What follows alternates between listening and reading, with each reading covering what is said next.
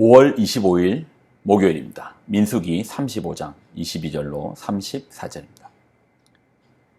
악의가 없이 우연히 사람을 밀치거나 기회를 엿봄이 없이 무엇을 던지거나 보지 못하고 사람을 죽일 만한 돌을 던져서 죽였을 때에 이는 악의도 없고 해하려 한 것도 아닌즉 회중이 친자와 피를 보복하는 자 간에 이 규례대로 판결하여 피를 보복하는 자의 손에서 살인자를 건져내어 그가 피하였던 도피성으로 돌려보낼 것이요 그는 거룩한 기름 부음을 받은 대제사장이 죽기까지 거기에 거주할 것이니라. 그러나 살인자가 어느 때든지 그가 그 피하였던 도피성 지경 밖에 나가면 피를 보복하는 자가 도피성 지경 밖에서 그 살인자를 만나 죽일지라도 피 흘린 죄가 없나니 이는 살인자가 대제사장이 죽기까지 그 도피성에 머물러야 할 것이니라. 대제사장이 죽은 후에는 그 살인자가 자기 소유의 땅으로 돌아갈 수 있느니라. 이는 너희의 대대로 거주하는 곳에서 판결하는 규례라.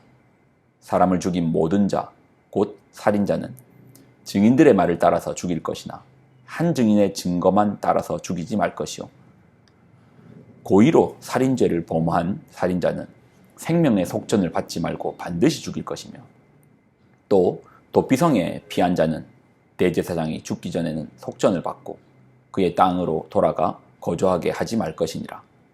너희는 너희가 거주하는 땅을 더럽히지 말라. 피는 땅을 더럽히나니 피 흘림을 받은 땅은 그 피를 흘리게 한 자의 피가 아니면 속함을 받을 수 없느니라. 너희는 너희가 거주하는 땅, 곧 내가 거주하는 땅을 더럽히지 말라. 나 여호와는 이스라엘 자손 중에 있음이니라. 아멘. 기도하겠습니다. 하나님, 주님의 말씀은 지혜의 보고가 있습니다. 그 말씀 속에서 우리가 지혜를 구하고 이 세상을 살아가며 그 지혜로 살게 하여 주옵소서. 우리로 지혜 있는 자 되게 하여 주옵소서. 영광을 드립니다. 예수님의 이름으로 기도드립나이다. 아멘.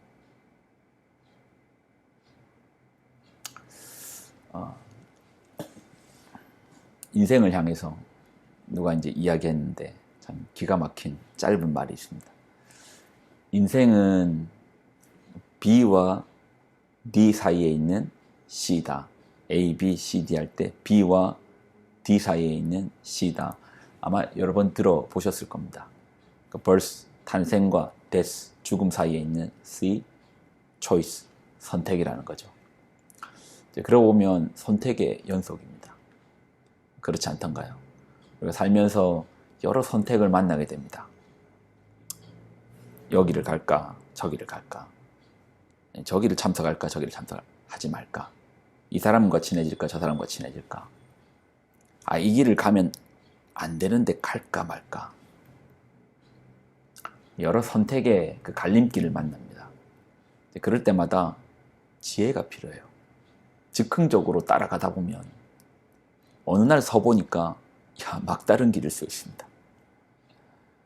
또 어느 날 서보니까 이 산이 아닌데 할 수 있습니다.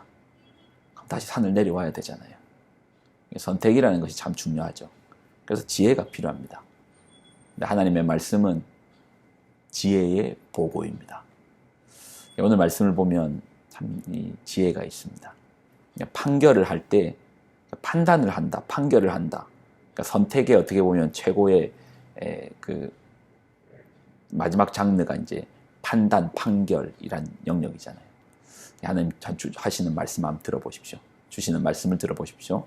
악의가 없이 우연히 사람을 밀치거나 기회를 엿봄이 없이 무엇을 던지거나 보지 못하고 사람을 죽일 만한 돌을 던져서 죽였을 때에 이는 악의도 없고 해하려 한 것도 아닌즉 회중이 친자와 피를 보복하는 자 간에 이 규례대로 판결하라. 그러니까 판결을 하는데 예를 들어 뭘 던졌습니다. 뭐가 있어? 이거 뭐지 하고 휙 던졌는데 하필 그 던진 돌에 사람이 맞아서 죽은 것입니다. 자, 그런 경우에 이스라엘에는 어떤 제도가 있다 했죠? 피해 보복자가 있다 했잖아요. 아니, 내 가족이, 내 동생이, 내 형이 저 사람이 던진 돌에 맞아 죽었습니다. 그러면 피해 보복자는 그 생명의 값을 얻으러 가야 돼요. 한마디로 죽여야 되는 거예요.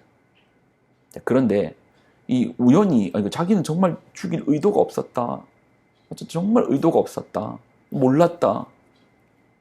그렇게 해가지고 이런 살인을 저지른 자와 이 살인의 핏값을 받아야 되는 자의 판단 가운데 성경은 이렇게 말하는 거예요. 저 사람 모르고 했으니까 용서해줘라. 모르고 했으니까 넘어가라. 그렇게 말하진 않습니다. 그러니까 물론 이렇게 모르고 했지만 뭐라고 말씀하는가 잘 보십시오. 자, 25절. 피를 보복하는 자의 손에서 살인자를 건져내어 그가 피하였던 도피성으로 돌려보낼 것이요. 그는 거룩한 기름 부음을 받은 대제사장이 죽기까지 거기에 거주할 것이니라. 그러니까 우발적도 아니고 고의도 아니고 그럼 어떤 의도함이 없이 살인은 절대 안 됩니다. 그러니까 의도함이 없이 그러한 끔찍한 일을 맞이했을 경우에 저는 의도함이 없잖아요. 그래도 저의 행동으로 말미암아 누군가가 상해를 입거나 다쳤으면 어떻게 해라? 도피성에서 머물러라. 대제사장 곁에서 머물러라. 대제사장이 죽기까지는 당신의 고향으로도 가지 말고 거기에 머물러 있어라. 그렇게 성경이 말합니다. 나는 아무 잘못이 없는데 왜 내가 여기에 머물러 있어야 됩니까? 우리는 가끔 기독교인인 각 경우에 용서함을 받는 경우, 그러니까 잘못을 하고 나 하나님께 기도해서 용서함을 받았다. 내 죄 없다.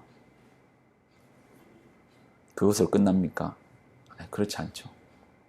저 때문에 피해를 본 사람들은 여전히 아픔이 있을 겁니다. 그러니 대제사장의 곁에서 머물러라. 속지 않은 마음으로 그냥 너 잘못 없다니까 그래서 여기저기 다닐 게 아니고 거기에 머물러서 속지 않은 마음으로 거기에 머물러 있으라 라고 말하지 않습니까? 이 지혜죠. 살다 보면은 정말 원치 않는 일에 휘말릴 수가 있습니다. 생각지도 않은 자리에 서 있을 수도 있습니다. 어떻게 보면 나도 억울하죠. 내가 거기 있고 싶었냐고. 아니 나는 그냥 돌을 던졌는데 누가 거기 있으라고 했냐고. 그렇지만 누군가는 더 슬픔 가운데 빠져있는 사람이 있습니다. 그러니까 그런 경우에는 자중하라는 겁니다. 마음을 끝까지 그분의 마음을 헤아리며 속지 않은 마음으로 살라는 겁니다. 아니, 나는 하나님과의 관계에서 끝났다니까? 그러면 그분은요. 그분의 상처는요. 그분의 아픔은요. 누군가를 잃은 자의 그 아픔은요. 그러니 대제사장이 죽기까지 거기에 거주하면서 그러니까 대제사장의 곁이니까 제사장의 역할이 속지 않은 역할이잖아요. 끊임없이 마음에 하나님 앞에 마음을 낮게 하고 누군가의 자기 때문에 희생당한 사람을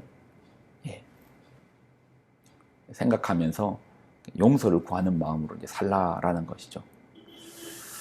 독일 이제 나치에 의해서 많은 사람들이 이제 생명을 잃었습니다. 특별히 유대인들이 생명을 많이 잃었죠. 그래서 이제 그런 전범자들을 이제 찾아가는데 하루는 이 전범자가 숨어 있으면서 잡혔습니다. 근데 이 사람이 그러는 겁니다. 난 죄 없다. 아니 가스실로 그렇게 많은 사람들을 보내서 죽였는데 왜 죄가 없단 말이냐? 난 죄 없다. 난 위에서 시키니까 시키는 대로 했을 뿐이다. 뻔뻔하게 그렇게 하는 겁니다. 그렇게 강압적으로 시키는 대로 안 하면 나도 죽는데. 상황적으로 보면 그 사람의 마음도 이해가 전혀 안 되는 게 아닙니다. 근데 그분한테 뭐가 없습니까? 용서를 구하는 마음이 없습니다. 속지 않은 마음이 없습니다. 나 하나님과 해결했다니까? 나 문제 해결됐다니까? 하나님 앞에서 해결되었을 수 있습니다. 그러나 나로 말미암아 피해를 입은 그 사람이 용서할 때까지는 끝난 것이 아닙니다. 속지 않은 마음으로, 낮아진 마음으로, 겸손하게 그렇게 나가다 보면 그분도 마음이 풀릴 날이 있겠죠. 우리 하나님만큼 모든 사람이 마음이 넓은 건 아니잖아요. 우리 하나님은 사랑 가운데 품어주시겠지만 우리 모든 사람의 마음이 넓어서 그랬구나, 이해가 되는구나 하면서 마음이 풀리는 건 아니지 않습니까? 그러니 기다려 그분의 마음이 풀릴 때까지 그 사람의 마음이, 상처 입은 사람의 마음이 풀릴 때까지 자중하고 마음을 낮추고 그렇게 나가는 지혜가 있기를 바랍니다. 기도할까요? 하나님, 말씀 속에 있는 지혜를 구합니다. 말씀 속에 있는 그 지혜로 살게 하여 주옵소서. 우리의 걸음이, 우리의 삶의 범위들이 그 지혜 속에서 발견되어지게 하여 주옵소서. 영광을 드립니다. 예수님의 이름으로 기도드립나이다. 아멘.